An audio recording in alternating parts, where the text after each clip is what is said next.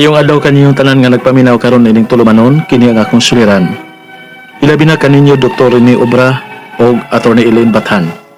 Ingon man sa mga artista nga maghatag og kinabuhi, ini ang akong suwat suliran. Tagualan ko ninyo sa pangaan nga Lito. Hingkod ang pangidaron. Niya ko karon magpuyo sa Davao. Apan sa buhi pa ang among mga ginikanan, sa San Jose Dinagat Island gid mi magpuyo. Punto legal kini nga akong suliran. Kabahin kini sa among yuta, daplin sa dagat, sa San Jose, nga may gidak-on nga 2 hectares. Beach gid kini. May bay unta mi aning lunaa apan nabaligya na. Ano ninyo masabtan? Ingon ini ang mga panghitabo.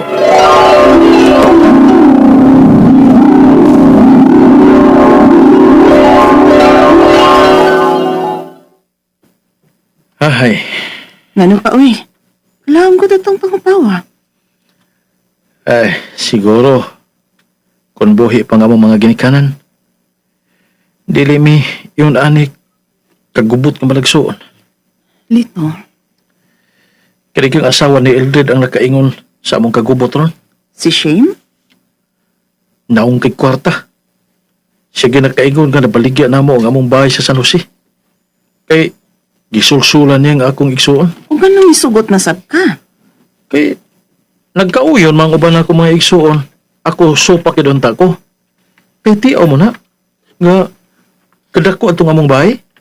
Daplin bagitos dagat. Nabaligya lang og 550,000. Ug gibahin-bahin namong unom ka man nagsuon. Awa ka ron. Giyon sa sana kapalit. Ipahimuslan. Girenovate. Gihimong stihan sa mga turista nga mag-beach sa among isla. Nasuya ka nga nikita na ang bay? Og nakapahimusap ang nakapalit sa among bahay sa among yuta na daplin sa dagat. Gigamit man niya ang sa may beach para sa mga turista. Sobra pa siya sa bawi sa pagpalit niya sa among bahay, eh. Ihangyo man gani ni. Nga iyang palito ng among yuta nga 2 ka hektarya diha. Oy, nga pagkatagaan na sila anang nakapalit sa among bahay. Aron lang nga musugot, kagamiton ang may beach part. Lito, Pagkabaligya ng baya, nagkagubot kami managsuon. Kay may supak yun nga ibaligya na. Kay bahay pa binasa mo mga ginikanan. lagi. Labi pa tong igsuon ninyo nga to ang magtrabaho sa Japan, si Ate Helen. Ah, apil mabitaw ko si kasaban adto, nga misugot sab ko. Pero karon, ako nalang siya siyang ignon nga ibaligyan lang namo itong yutao eh. Ha? Yung kwarta. Ate Helen, Una ninyong gibaligya ang atong bahay sa San Jose. Karon, ang atong yuta na gyud. kaya sa ang asawa ng Jared ang makapahimo sa atot eh. Sige lang niya sulsul si Jared. Aron sige nga, pangwartahan. Grabe lagi. Ang atong yuta dito, pangwartahan na lang. Kasi niya magmatalo niya tagbuntag nga ginahina na nilag baligya ang atong yuta dito. Oy, di na mahitabo nito. Dili na nila mabaligya nga way pagtugot na tong unom ka managsuon. Basta ko, dili ko gusto nga ibaligya ang yuta nato sa Dinagat Island.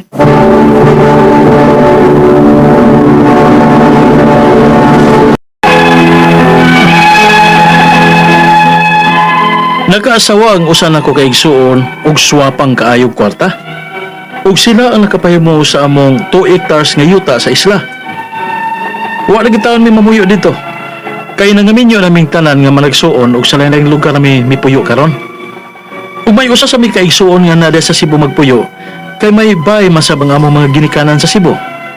Og unya, kaya bagit sa ko igsuon sa Cebu eh. Si Cherry? Ang inyong kamanguran? Isa man day, amaw gyud. Giun sa kanya pagkalaki nga nabaligya man niya ang among bay sa Cebu. Unsa? Sino nagbaligya? Mao isulti ni Camille. Ang usa na mo kaigsuon. Uy, di man na mahimo, uy. Nabaligya na gani ko no. Niadto si Camille sa Cebu. Nagtuo pa siya ug may madayunan pa siya sa among bahay dito. Naay naman ko ng tagiya. Ha? Uy, ala. Uy, kasayang at tulito, uy. Wala na tayo madayunan, ani, kung mo at tutag Cebu. Dili maayo eh. Ang ako may igsuon naman lang nakapahimo sa mga kabilin sa mga ginikanan. Di ko masugot ini. kumbinsiyon ko na lang ganang among maguwang nga tuwa sa Japan. Nga ibaligya na lang lagi tao namong among yuta sa San Jose. Kay murag magmata ko ni buntag na. Gawa ko'y maako. Kay nagihay naman ang pamaligang ako may igsuon sa mga kabilin. Pwede mo ko ulit to? Dili lagi ko musugot nga ibaligya ang atong yuta sa dinagat. Kay may plano ko adto. Kano sa paman mo buhaton na mo plano te? Unya na kung mahurot na unya pamaligya sa uban natong mga igsuon ng mga kabilin sa itong mga ginikanan? Bisan usa sa mga kabilin sa itong mga ginikanan. Dili ko musugot nga mabaligya na. Ako na rin mo palitan na kung mauhon. Unsa? O kang sa Cebu, ay kabanaka na. Dili legal ang pagbaligya ni Cherry at tumbaya kung tinuod man nga nabaligya. Nabaligya lang na nga wa ta mahibaw ang uban niyang mga igsoon. Ngigagod. Ayaw og tuuan na dito. Karon og mauli ko diha at imanon ko na. Bantay lang gid mo na ako ha. Awa ko'y labot ana te oy. Kay wagi ko kapahimo sa bisag piso. Mao bitaw nga para nako mas maigi pamaligya na lang mga kabilin sa itong mga ginikanan oy. Aron nga mataro na ito nagbahin. Kaysa ingon ana nga nagiyahay na lang pahimo sa uban nato mga igsoon. Kay kami si Camille ug si Leslie. O yun na basad sila. Musugot na sila nga mabaligya nga itong yuta sa San Jose. Aron nga mabahin og klaro. Ha, hey. Okay. Anime. Nagkasabot naman ka mo nga majority na itong managsoon nga inyong ibaligya ang atong yuta das dinagat. Ako na lang palit ana. Paliton ko na og usa ka milyon. Unsa? Usa ka milyon dati?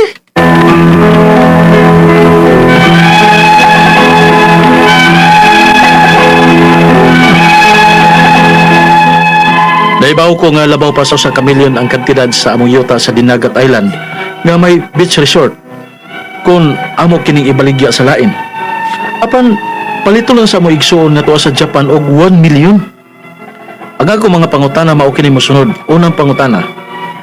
Bahin sa among yuta nga 2 hectares sa Dinagat Island. Makabuot ba din among kamagwangang igsuon nga naa sa Japan nga paliton lang niyag 1 milyon? Ikaduhang pangutana. May nag-apas manggod og palit og mas dako nga presyo. Unya kay di man mosugot ang among igsuon nga tuwa sa Japan nga mabaligya sa lain ang yuta nga kabilin sa among mga ginikanan. Kung sige mo palit, barato raman. Unsa may buhaton namo ini? Ikatulong pangutana.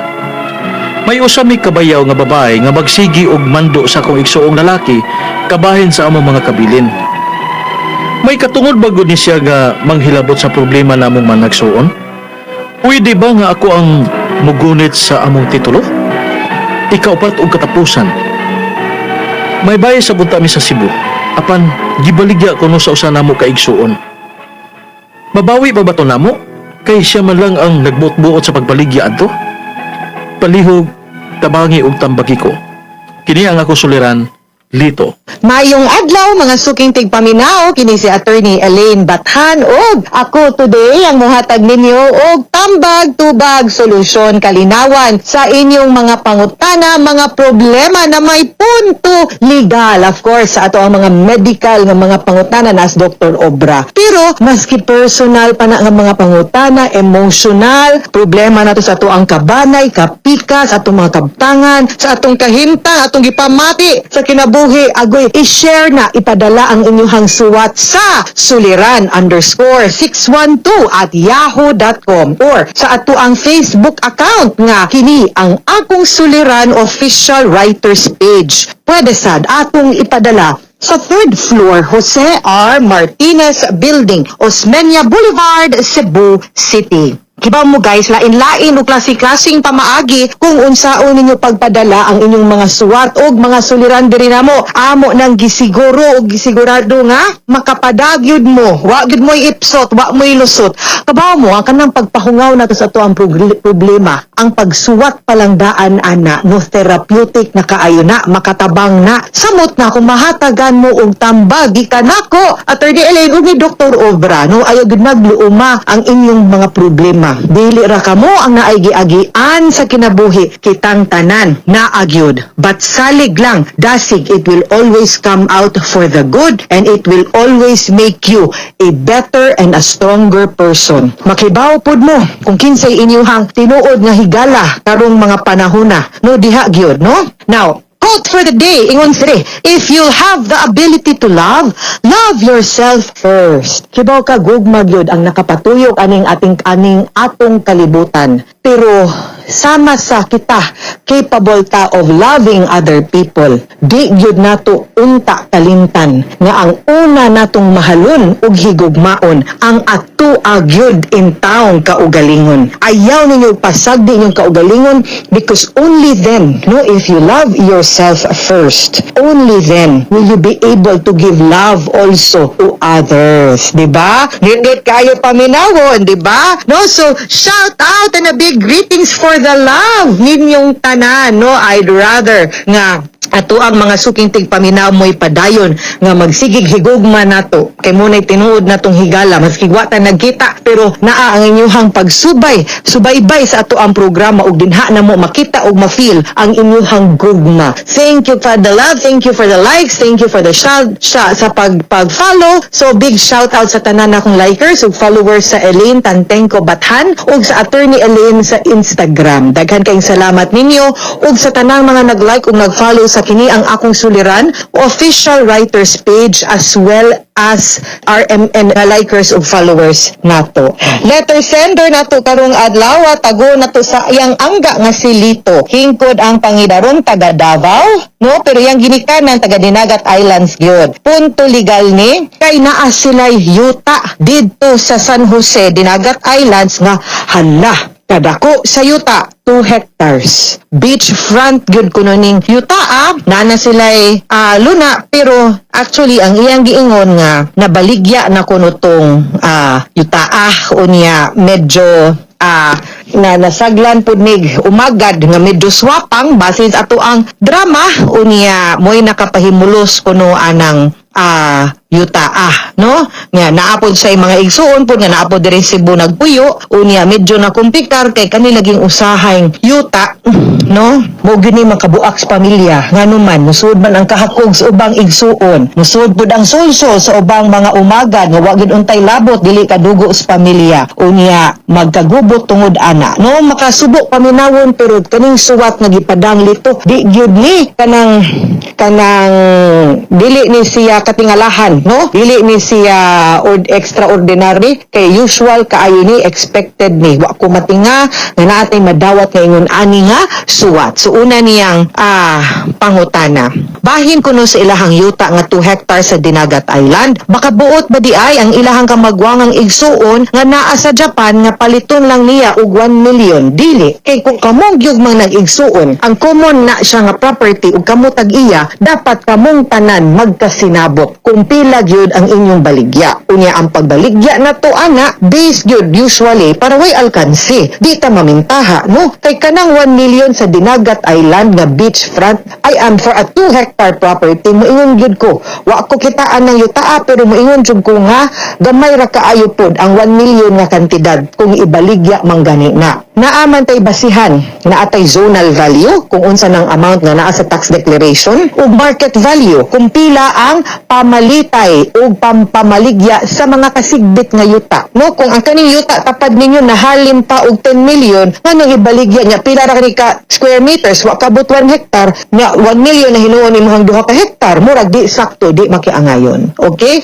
dili pud makabuot ang usa lang kay daghan man mong tag-iya dapat kamo tanan dili pwede magbuot kay abisay ka magwangan di man ni ranking ang pagbuot no wa man ni ingon ana no basta co-owner equal share equal rights equal say sa voice okay ikaduhang pangutana may nag-apas manggod og palit ug mas dako nga presyo unya di man mosugot ang akong igsuon nga tuwa sa Japan nga babaligya sa lain ang yuta nga kabilin sa among mga ginikanan kung siya gyoy mo palit barato raman unsa may buhaton namo sayon pag i-divide na lang ng inyong hang Bahin, equally, nga naamoy beachfront tanan, kung pila mo kabuok na nag-igsuon, pag-partition na lang mo. Ang di gusto mo ba, mabaligya sa ilang bahin, naan naman, inyo naman nangan. So, you decide what to do.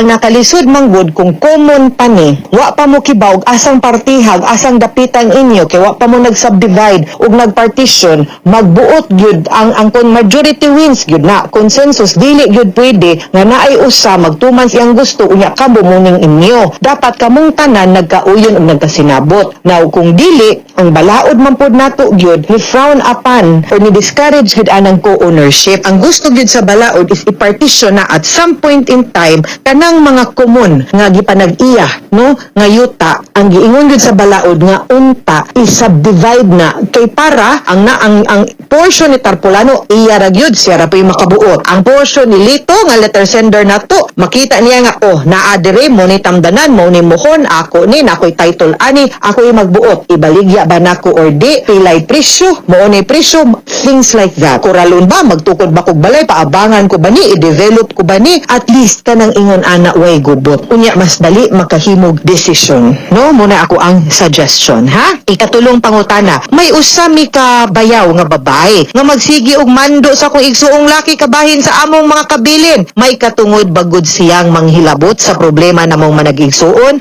Pwede ba nga ako ang mugunit sa among titulo? Maupod ni ang pagkupot mo sa titulo. Magsabot mo daan. Dapat na amoy document, na amoy special power of attorney nga mag-prove po nga siya gikuptan ra na niya interest para sa ubang tag-iya. Dili niya pwede ibaligya, dili niya pwede gamiton nga way pagtugot sa ubang mga tag-iya. Kaning mga bayaw, hay kalisud gyud usahay, mamula gina akong ingon nga usas makadas gubot tinuod ang mga bayaw nga musulsul. Mga bayaw nga dili pud kibaw mo lugar. No, wa man ko mag-ingon nga dili mo pwede mo hatag sa inyo hapong opinion kay pamilya naman pod mo. Pero usahay sad mo lugar gyud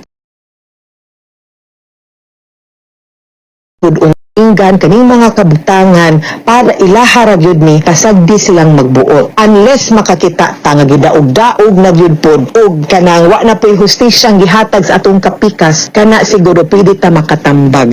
Pero manghawd ta lahi pud na siyang storyaha. Murag di sad gyud pwede. Ha? Ikaupat og katapusang pangutana, may balay sad unta mi sa Cebu. Apan gibaligya kuno sa usasad namo kay igsuon. Mabawi pa ba to namo? Kay siya man lang ang nagbuot-buot og baligya ato. Actually yes, kay giunsa man niya pagbaligya kung common pa to nga property unless na mirma mo. No, so tanawag susihang unsang dokumento, giunsa pagmaniobra, giunsa paghimo aron makibawta what the proper legal action will be. Kay depende man pud na kung unsang dokumento ang gigamit para mahalin ug mabaligya to. Kay usually kung common na, like I said, kamo mang tanan ang mopirma unta sa maong pagbaligya. Di man pwede siya lang, no? So tanawo nato, nag-SPA ba mo, nga nasipyat mo, nailad mo, giforge bang inyong pirma, magdepende na sa situation. So susiha dito, unya, duol mo og abogado. Mga sukintig paminaw, hinaut unta nga naamoy nakutlo na pagtulunan karong adlawa, kini si Attorney Elaine Bathan. Daghan king salamat sa inyong pagpaminaw sa atong tulumanon hangtod sa sunod nga sugilanon. Din higapon sa to ang programa, kini ang akong suliran.